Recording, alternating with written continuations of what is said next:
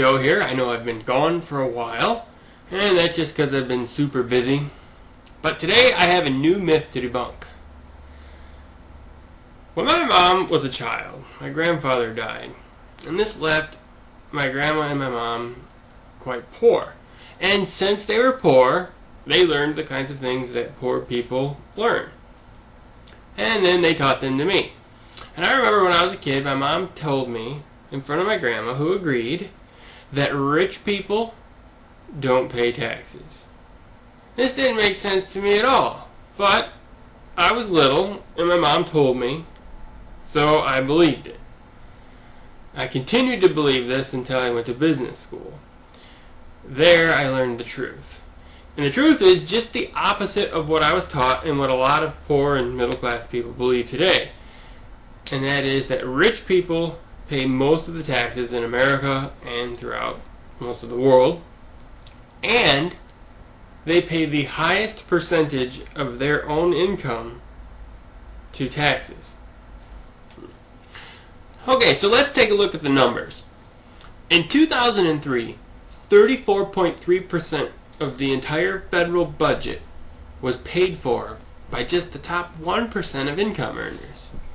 65.8% was paid for by the top 10%, and almost 84% of the federal budget was paid for by the top 25% of income earners.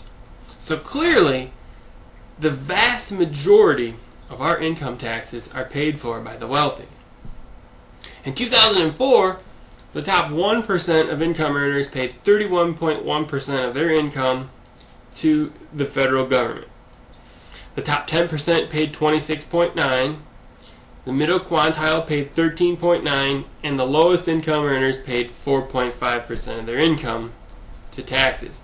These numbers include Social Security, paid for both out of the money that comes out of your check, as well as the money that your company pays that you don't even see.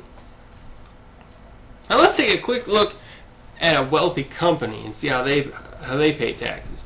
Berkshire Hathaway. This is a company that's owned mostly by wealthy investors, and that's the reason why I bring it up. And its wealthy investor is its chairman, Warren Buffett. Berkshire paid $4.4 billion in taxes last year, that's 2006. Now, to give you an idea of how much money this is, the federal government spends about $7 billion a day. If we had just 600 taxpayers like Berkshire Hathaway, the other 300 million Americans wouldn't have to pay any income or Social Security tax at all. And you can find all this information about Berkshire in his letter to the shareholders. And I'll post links for all this information over, or which way, I'm not sure which way it is. Or it's that way. I know what you're thinking. So I was wrong. What difference does it make? Well, it makes a big difference. Because there is a way to get the rich people to pay less taxes, and that's to raise their income tax rate. How does this work? Well, let's take a look at the numbers. In 1980, the top tax rate in the U.S. was 70%, and today it's 35%.